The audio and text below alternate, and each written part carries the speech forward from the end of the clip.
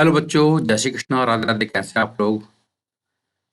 Question number 1 है, a metal sphere is hung by string fixed to a wall. The force acting on the sphere as shown are as shown in the figure which the following statement is correct. देखिए यहाँ पर अगर आप ध्यान से देखिए तो यहाँ पे तीन फोर्स है, टी, डब्ल्यू एंड आर। तो यहाँ पहला ऑप्शन जो दिया हुआ है ये दिया है वेक्टर फॉर्म में, यानी कि आपका हम जानते हैं कि अगर बॉडी कोई रेस्ट पर है तो नेट फोर्स हम जानते हैं जीरो होता है। तो पहला ऑप्शन है R vector plus T vector plus W vector, ये जीरो है। तो ये क्यों है जीरो? क्योंकि हम जानते हैं sigma of all forces in vector form will be zero, इसलिए ऑप्शन ए बिल्कुल सही है। ऑप्शन बी और सी तो हम जानते, बी और जो डी है वो ट्रिवियल है, क्योंकि हम जानते हैं कि यहाँ पर अगर हम इसके कंपोनेंट लेते हैं तो यहाँ पे टी का एक कंपोनेंट ऊपर की तरफ आएगा और एक इधर आएगा। तो ये एंगल थीटा है, तो हम जानते हैं ये एंगल भी थीटा होगा। तो ऊपर की तरफ आएगा टी कॉस थीटा, इधर आएगा टी साइन थीटा। तो फोर्स बैलेंस करेंगे तो यानी कि टी साइन थीटा ये आर के बराबर आएगा और टी कॉस थीटा ये डब्ल्यू के बराबर होगा। दोनों को आप डिवाइड कर दीजिए या स्क्वायर करके ऐड करेंगे तो टी स्क्वायर हो जाएगा R square plus W square. तो यानी कि आपका बी ऑप्शन भी सही हो गया। और इसको अगर दोनों को हम डिवाइड कर देंगे तो यहाँ डिवाइड करेंगे तो टी से टी चला जाएगा तो बचेगा क्या, टेन थीटा, और ये आएगा आर डिवाइडेड बाय डब्ल्यू। तो यहां से हम बोल सकते हैं आर बराबर आएगा डब्ल्यू टेन थीटा। तो ऑप्शन ए भी सही है, बी भी सही है और डी भी सही है। टी बराबर आर प्लस डब्ल्यू ये गलत है, क्योंकि हम जानते हैं ये आपका वेक्टर फॉर्म में नहीं है।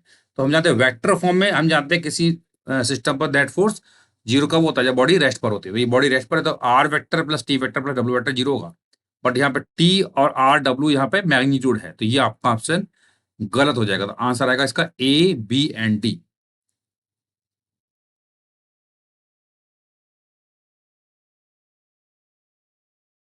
The diagram, in the given diagram, with what force must the man pull the rope to hold the plank in position? Weight of the man दिया है 60 kg. Neglect the weight of plank. देखिए ये सारा question जो है FBD का question है। देखो ये पर्सन ने फोर्स लगा रहा है तो पर्सन के कारण जो फोर्स लगेगा ये ऊपर लगेगा।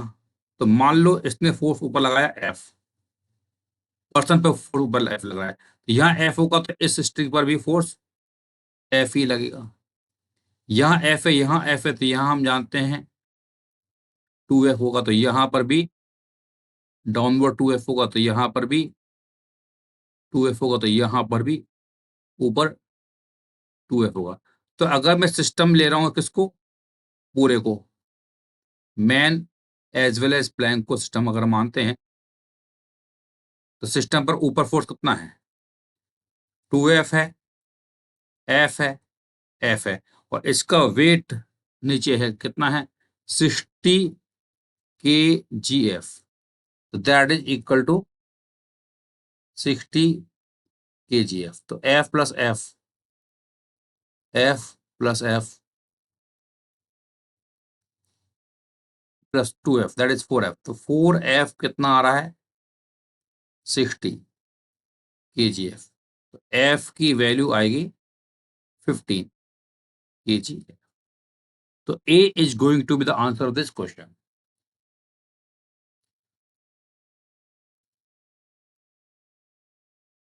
Two blocks each of mass m are resting on a frictionless inclined plane as shown. तो देखिए ये ब्लॉक हैं, तो इसका अगर हम एफबीडी बनाएंगे तो यहाँ पर नीचे लगेगा एम जी, यहाँ पर भी नीचे लगेगा एम जी, और इसका अलोंग द इंक्लाइन प्लेन एक कंपोनेंट आएगा। ये एंगल 60 है तो हम जानते हैं ये भी 60 आएगा, तो इधर क्यों आएगा, it is M G sine 60 degree. तो ये होता है √3 एम जी बाई टू, है ना, इसकी वैल्यू इतनी आएगी। और इधर जो कंपाउंड आएगा ये आएगा एम जी। देखो यहाँ पर ये एंगल 30 है तो हम जानते हैं ये भी 30 ही होगा।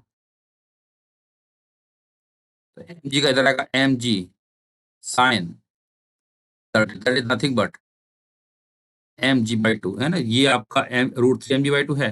तो देखिए √3 mg/2 जो है ये mg/2 से ज्यादा है, तो ये ब्लॉक कहाँ जाएगा, नीचे जाएगा, ये ऊपर जाएगा। तो block A moves down the plane, बिल्कुल सही है।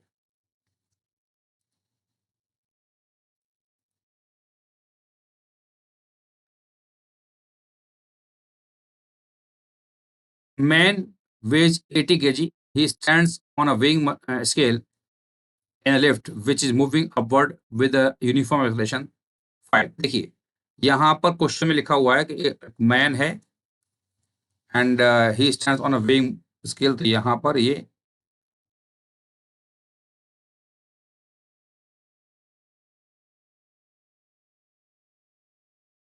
लिफ्ट है और ये weighing स्केल है, इस पर ये पर्सन खड़ा हुआ है।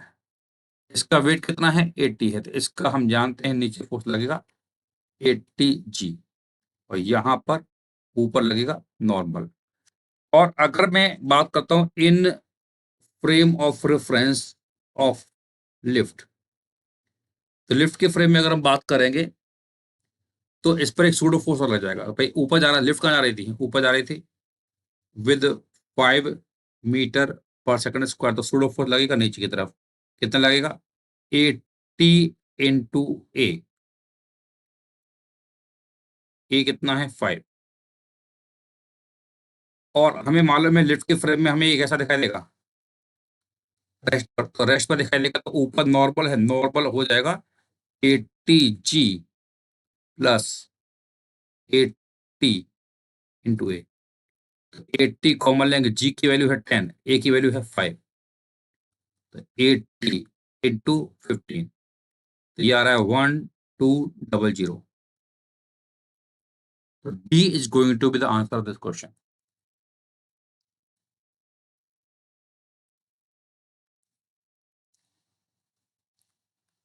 A person is standing in an elevator in which situation he finds his weight less। देखिए अगर कोई लिफ्ट है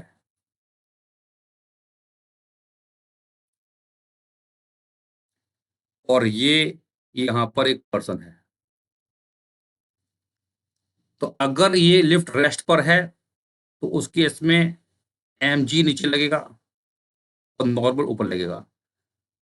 तो अगर यहाँ पर मैं बोलता हूँ कि अगर लिफ्ट के पास एक्सेलरेशन ए है and it is in upward direction, lift अगर ऊपर जा रही है, मान लेते हैं ए से ऊपर, तो सूडो फोर्स का लगेगा, नीचे लगेगा, है ना। अगर मैं लिफ्ट के फ्रेम में जाता हूँ, या ऐसा कर सकते हो कि अगर यहाँ पर ऊपर, हाँ, सूडो फोर्स नीचे लगेगा, तो सूडो फोर्स नीचे लगेगा, तो इन दैट अगर ए ऊपर की तरफ है तो एन की वैल्यू इस केस में आप निकालोगे, it will B mg plus ma। अगर ए एक्सप्रेशन नीचे की तरफ, अगर एक्सप्रेशन नीचे की तरफ है तो सूडो फोर्स लगेगा ऊपर, तो आप उस केस में एन की वैल्यू आएगी mg माइनस एम। ये मैं डायरेक्ट लिख रहा हूं, मेरे ख्याल से आप लोगों को ये समझ में आ रहा होगा कि हाउ इट इज वर्किंग, है ना।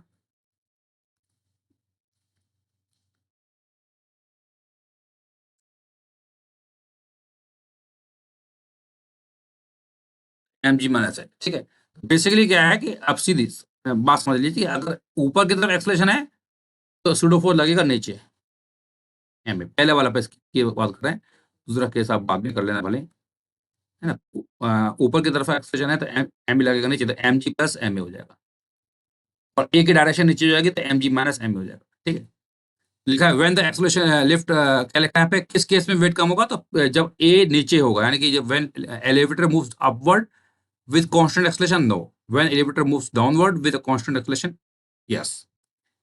When the elevator moves upward with constant velocity, हाँ, वेलोसिटी कांस्टेंट है। थर्ड केस क्या होगा, अगर वेलोसिटी कांस्टेंट है, वेलोसिटी अगर कांस्टेंट है, v कांस्टेंट है, तो एक्सेलरेशन विल बी जीरो, और एक्सेलरेशन जीरो तो n की वैल्यू एग्जैक्टली mg आएगी, है ना। तो उसमें a को जीरो कर देंगे तो n बराबर mg आएगा। तो पहला केस में आपका नॉर्मल होगा mg प्लस एम, दूसरे केस में होगा mg माइनस एम, तीसरे और चौथे यानी सी और डी में आपका आंसर आएगा n बराबर mg। तो क्या होगा, सबसे कम किस में है, बी में है।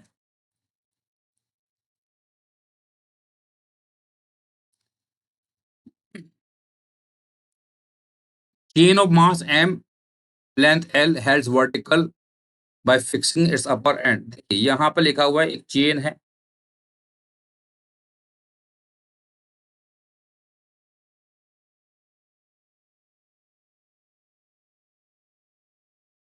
ये चेन है यहाँ पर, it is held the tension the strain at a distance y from the rigid support. देखिए रिजिड सपोर्ट यानी ऊपर वाला सपोर्ट, इससे, तो इससे बोल रहा है y डिस्टेंस यहाँ पर, यहाँ टेंशन निकालना, तो ये y है, तो नीचे वाली लेंथ कितनी हो जाएगी, L माइनस वाई।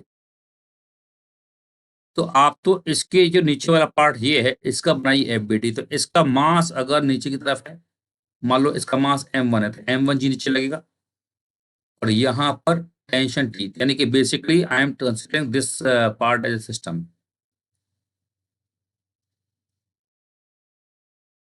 तो यहाँ पर टेंशन टी ऊपर है, बराबर हो जाएगा मास m1 इंटू जी। तो मास m1 निकालना पड़ेगा, m1 कैसे निकालोगे, यूनिटी मेथड। देखो लेंथ l है, तो मास m है, लेंथ अगर 1 है तो मास होगा m बाई एल, और लेंथ अगर l माइनस वाई है तो मास होगा m by L into L minus Y.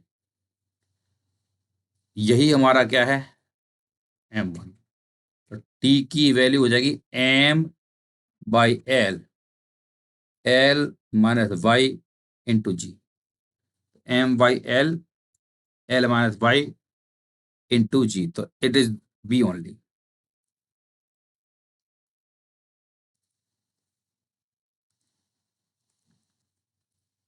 A pull P just sufficient to keep 14 newton block in equilibrium. देखिए यहाँ पर आपने P फोर्स लगाया है, तो यहाँ पर हम जानते हैं P फोर्स लगाया है, तो इधर टेंशन जो होगा वो P होगा, तो यहाँ पर ऊपर फोर्स लगेगा, दैट इज P। यहाँ पर भी डाउनवर्ड P, तो यहाँ कितना आएगा 2P, यहाँ 2P होगा, नीचे भी 2P होगा, तो इसमें यहाँ पर भी 2P और यहाँ पर भी 2P हो जाएगा। डायग्राम थोड़ा छोटा बन रहा है, तो उसको थोड़ा मैं बड़ा बना लेता हूँ, तो चीजें इजी समझ में आएंगी।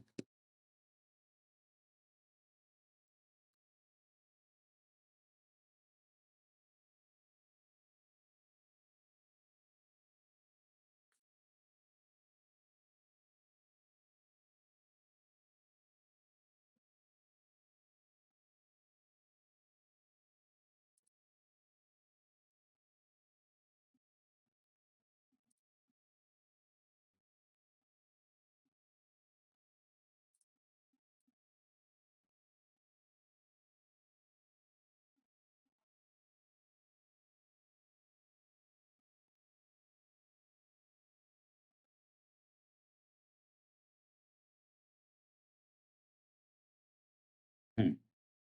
अब देखिए यहां पर आपने फोर्स लगा रखा P, तो यहां पे टेंशन P होगा, यहां पर भी P होगा, यहां पर भी P होगा, यहाँ P है, यहाँ P है, तो यहां आएगा 2P, यहां पर भी आएगा 2P, यहां आएगा 2P, और यहां आएगा 2P, 2P, तो यहां कितना आएगा 4P, यहां कितना आएगा 4P, यहां कितना आएगा 4P, और यहां पर ऊपर आएगा 4P।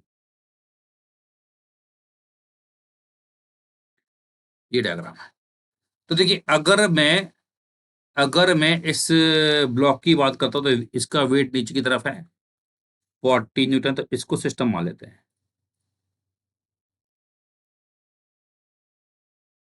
पर फोर्स कितना है 4P 2PP, तो 4P plus 2P plus P कितना आएगा 4P plus 2P plus P, और ये कितना है, that is equal to 14 newton. तो ये सम आएगा 7P, that is your 14 newton. तो P की वैल्यू आ रही है 2 न्यूटन, और P 2 न्यूटन है, तो हमें निकालना है यहाँ पे फोर्स, ये मान लो T है, T और नीचे फोर्स कितना है 4P, तो इसको अगर मैं सिस्टम मानता हूं, तो T बराबर आएगा 8P, और P कितना है 2, तो ये आएगा 16 न्यूटन।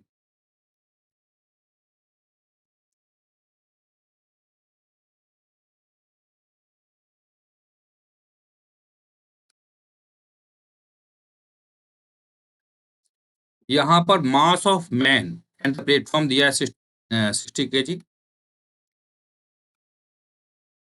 तो इसका वेट है 60 kg यानी 600 न्यूटन, और इसका वेट भी 60 kg यानी 600 न्यूटन।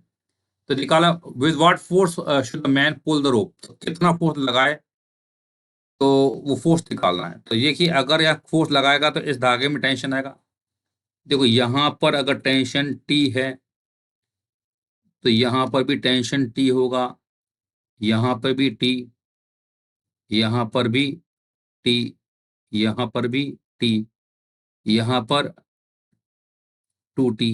तो मैन के हाथों में ऊपर 2T, तो यहाँ टी, यहाँ पर भी टी, ऊपर टी, तो टी और टी यहाँ क्या आएगा 2T, यहाँ पर भी 2T, यहाँ पर भी 2T। तो अगर मैं इस मैन प्लस प्लैंक को सिस्टम मानता हूं, तो मैन प्लस प्लैंक को अगर मैं सिस्टम मानता हूं तो ये सिस्टम है मेरा।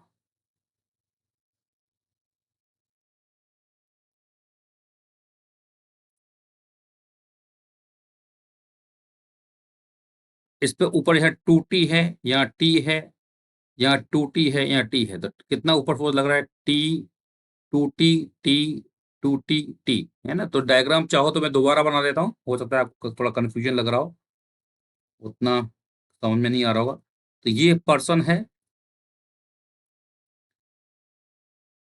और इसके हाथों में जो धागा है उस पे ऊपर फोर्स लगेगा 2T, यहाँ साइड में जो धागा है वहां लगेगा टी, यहाँ पे एक धागा है टी और इसके बगल में एक और धागा है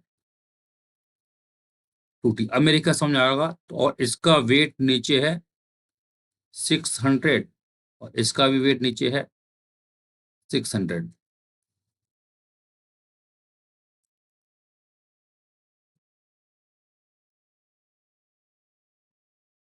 ठीक है, ये है। तो अब ऊपर 2T, टी, 2T, टी, तो टोटल कितना है 60 ऊपर है, और नीचे कितना है 600 प्लस 600, इट इज 1200। तो टी की वैल्यू कितनी आ रही है 200 न्यूटन। पूछा गया फोर्स शुड द मैन, तो मैन ने कितना फोर्स लगाया, इट इज 2T। तो फोर्स फोर्स बाय मैन, इसको मैं एफ बोलता हूँ, it is nothing but 2T, और टी आपको मालूम है कितना आएगा, इट इज 400 न्यूटन। 400 न्यूटन इसका आंसर हो जाए।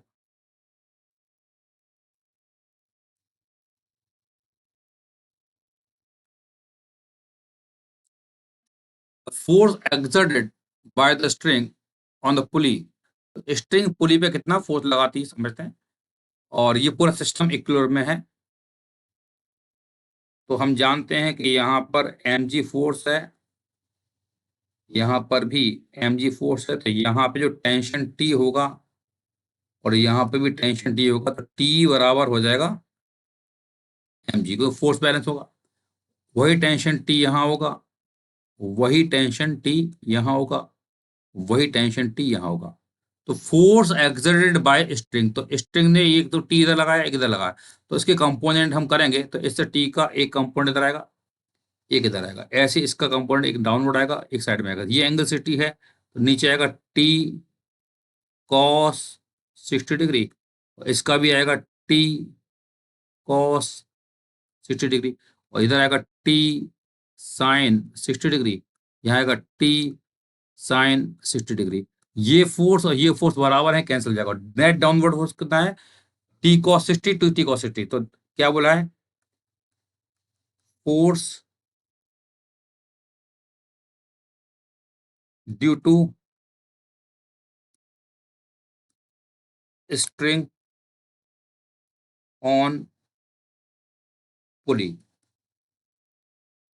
तो ये कितना आएगा, इट इज 2T कॉस 60। तो 2T कॉस 60 होता है 1/2, तो it is nothing but T, और T की वैल्यू कितनी है mg। तो इसका आंसर होगा ए।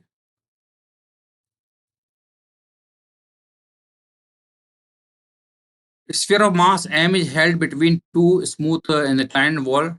एंगल दे रखे हैं। The normal force of wall two is equal to, normal force निकालना है तो कैसे निकालेंगे, बनाएंगे इसका एफबीडी। तो इसका एफबीडी बनाएंगे तो यहाँ पर एक तो नीचे की तरफ फोर्स लगेगा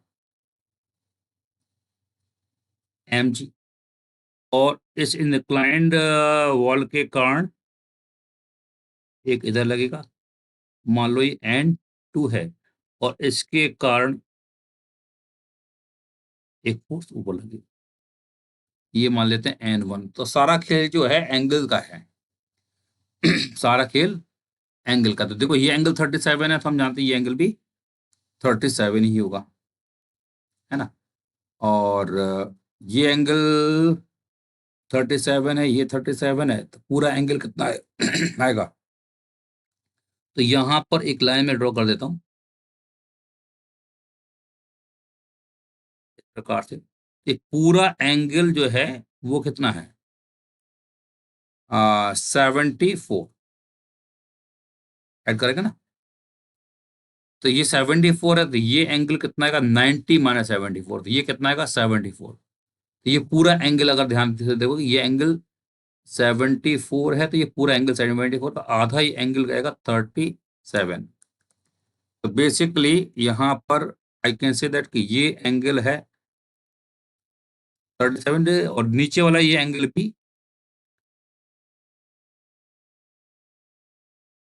37 डिग्री।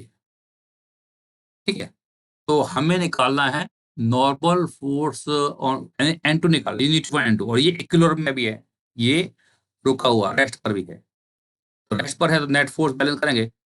तो कैसे करेंगे, देखो यहाँ पर अगर आप ध्यान से देखेंगे, इसको मैं आगे ऊपर तक ले जाता हूँ। तो ये एंगल 37 है, तो ये एंगल भी हमारा 37 होगा, ये एंगल भी 37 है, ये 37 है। तो ये 37 है, तो आप यहाँ लामिज थ्योरम भी ला सकते हो, और या फोर्स को रिजल्व करके भी कर सकते हो। तो एम जी के सामने है ना, एम जी के सामने जो एंगल है ये कितना आ रहा है। तो देखिए एन टू ये है, एन टू ये रहा, और एन टू के सामने एंगल ये पूरा होगा। तो N two divided by Lami's theorem लगा रहे हैं, तो एन टू और इसके सामने वाला एंगल जो है ये पूरा एंगल होगा। तो it will be sine 180 minus 37 degree, that is equal to M G के सामने एंगल कितना आएगा, एम जी के सामने ये एंगल आएगा, ये पूरा, और ये एंगल 37 है, तो ये एंगल भी 37 है। तो एम जी के सामने वाला भी एंगल वही आ रहा है, एम जी के सामने भी वाला एंगल वही आ रहा है, साइन 180 माइनस 37 डिग्री।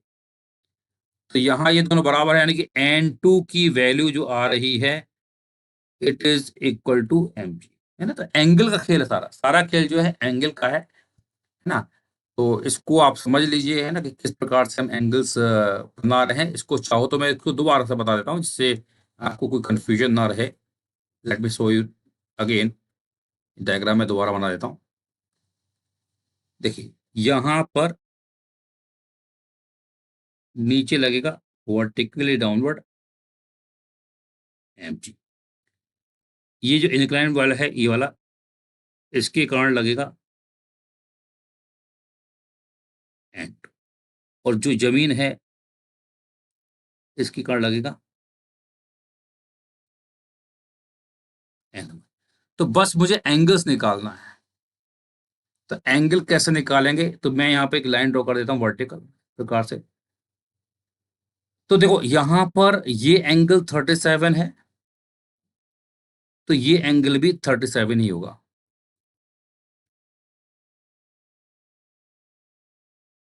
क्यों, क्योंकि ये आपका 37 है, ये हमारा 90 माइनस 37, तो ये 90 माइनस 37, तो 37 जगह।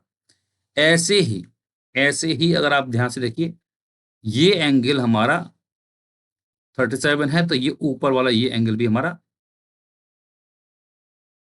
37 डिग्री होगा। ठीक है। एंड ये यहाँ पर, अगर मैं यहाँ पर एक और लाइन ड्रॉ कर देता हूँ, तो ये पूरा एंगल जो है 37 प्लस 37 है, तो ये 90 माइनस 37 प्लस 37 होगा। ये एंगल पूरा हमारा 37 प्लस 37 होगा, यानी कि ये एंगल हमारा 74 होगा। और ये पूरा 74 है, तो ये लाइन और ये पैरेलल है, तो ये पूरा एंगल 74 होगा, तो ये आधा, ये एंगल कितना आएगा? 37 होगा। ये खास बात है। अब देखो N2 इधर, तो N2 के सामने एंगल निकालना है, तो N2 के सामने एंगल निकालना है, तो ये हमें एंगल देखना पड़ेगा, कौन सा एंगल लिया जाएगा।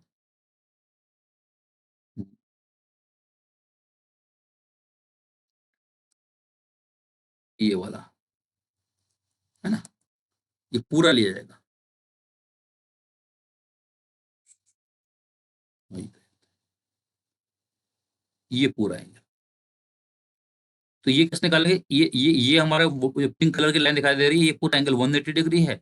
ये 37 तो ये 180 माइनस 37 है ना। ये है N2 के जस्ट अपोजिट वाला एंगल, तो ये आएगा 90 माइनस 180 माइनस 37 डिग्री। ऐसे MG के सामने हमें ये एंगल निकालना पड़ेगा, तो ये एंगल 37 है, तो ये एंगल भी हमारा 37 होगा, है ना, ये भी 37 होगा। तो ये एंगल 37 है, तो ये एंगल भी हमारा 37 है। तो हमें चाहिए कौन सा? ये एंगल, है ना, ये MG का अपोजिट। तो ये इधर वाला नीचे वाला एंगल हमारा पास हमें मालूम है, ये नीचे वाला एंगल ये वाला 37 डिग्री है। तो 37, तो रिमेनिंग ये एंगल होगा 180 माइनस 37, पूरा ही एंगल हमारा 180 है, तो 37 माइनस करेंगे, तो N2 बराबर MQ हो गया। ठीक है, तो ये तरीका है। अगर लामिज के अलावा भी आप चाहें तो फोर्सेस को रिजॉल्व करके करेंगे तो भी सेम आंसर आएगा। ठीक है, तो आंसर इसका क्या आएगा? Answer is going to B,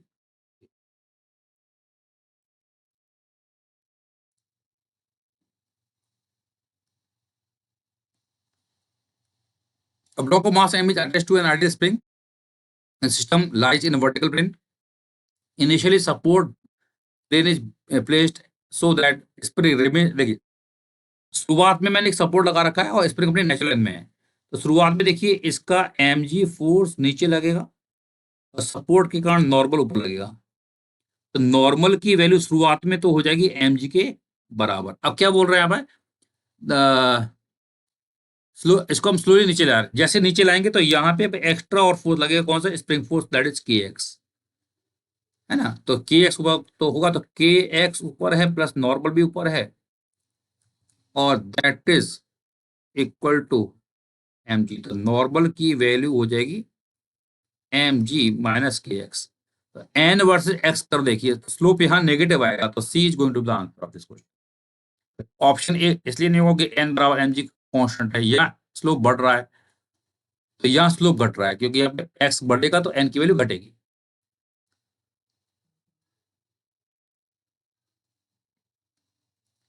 Flexible chain of weight W hangs between two fixed point A and B at same level. Then the vector force exerted by the chain on each end point and the tension in the chain at the lower. तो हमें basically point A और point B पर tension निकालना है। Point A पर tension निकालना है, point B पर। देखिए तरीका क्या रहेगा, थोड़ा सा डायग्राम इसको हम मॉडिफाई कर लेते हैं। चेन कुछ इस प्रकार से है, लटकी हुई है, इस एंड पर भी है, इस एंड पर भी। ये एंगल दिया है आपको थीटा, और ये एंगल भी थीटा है, ये सपोर्ट है। तो देखो यहां पर टेंशन लगेगा ऊपर की तरफ,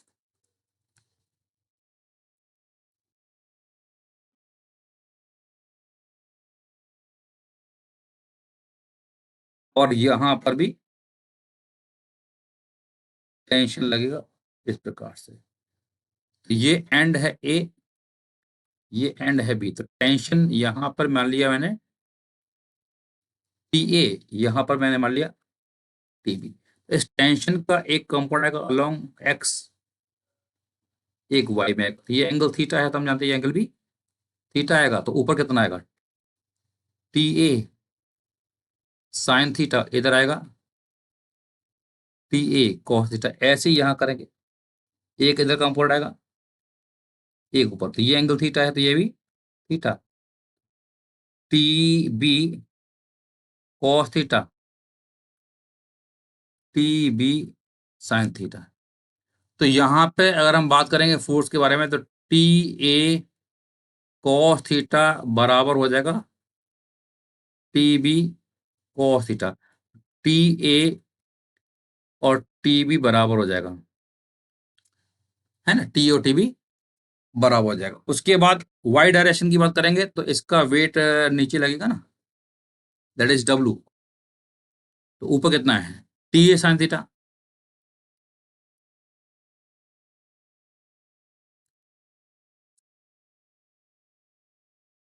plus T B sine theta बराबर हो जाएगा W. T A T B बराबर था 2 times of T A sine theta बराबर डब्लू। तो टी ए कितना आएगा, W divide bye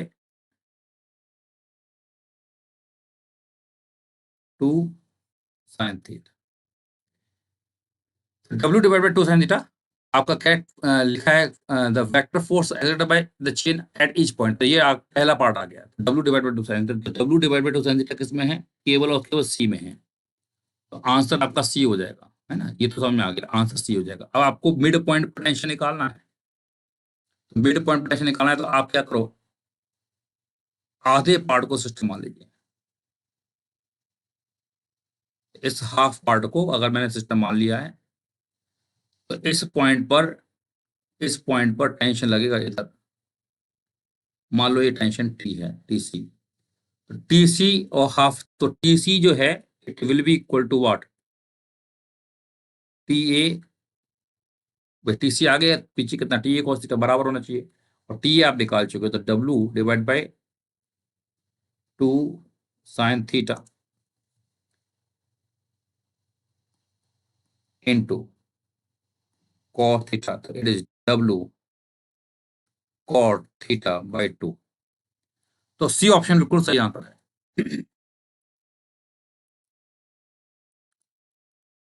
Uniform rope of length L resting on a frictionless surface, ठीक है, is pulled at one end of the by a force F. What is the tension of the rope at a distance L from the end where the force is applied? तो यहाँ पे tension निकालना है। तो देखो ये F force लगा रखा है तो ये पूरा का पूरा सिस्टम आगे जाएगा ऐसे। तो अगर इसका मास m है तो एक्सलरेशन a की वैल्यू जो आएगी वो कितनी आएगी, a will be F divided by m, equation number 1। अब देखो अगर मैं यहाँ टेंशन निकालना चाहता हूँ तो अगर मैं इस लेफ्ट वाले पार्ट को सिस्टम मानता हूँ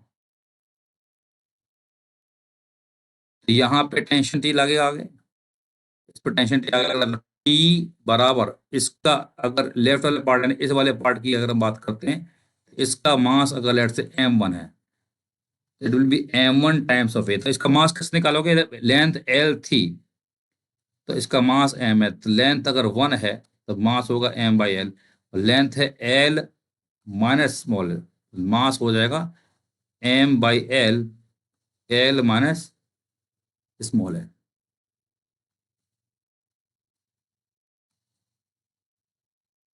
ठीक है, तो T बराबर m1 हमारे पास है m by L, L minus small L. A है f बाई एम, एम से m गया तो f by L, L minus small L. तो F by L, L minus small L, ये आंसर आएगा। तो एल को आप अंदर ले जाओगे तो आंसर आएगा सी।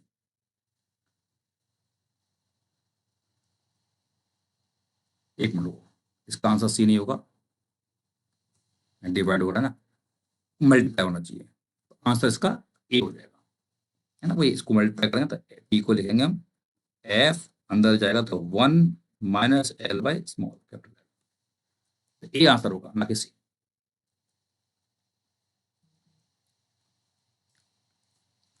यहां देखिए हमने फोर्स एफ लगा रखा है, तो आपको यहाँ T1 निकालना, तो यहाँ एफ है, तो ये आपका लिखा the total force of all tension on the block.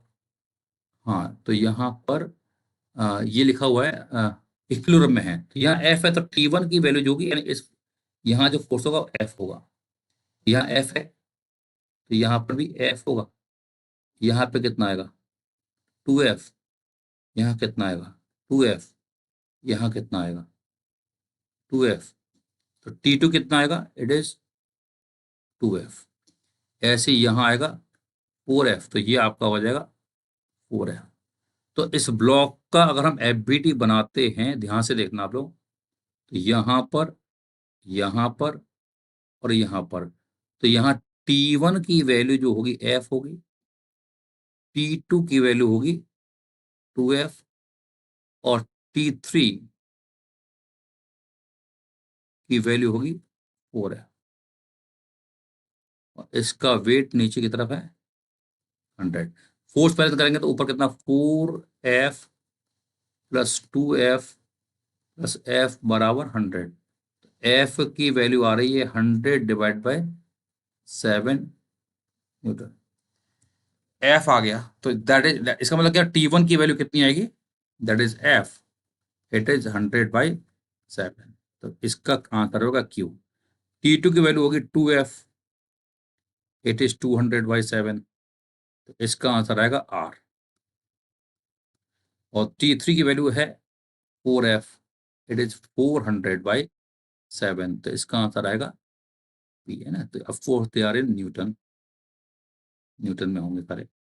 T4 क्या है, is the total force of all tension on block 100। जितना ऊपर का फोर्स T4 जो होगा, it is equal to 100 newton only, क्योंकि ये ऊपर वाला फोर्स 100 को ही बैलेंस करेगा, नीचे की तरफ 100 है।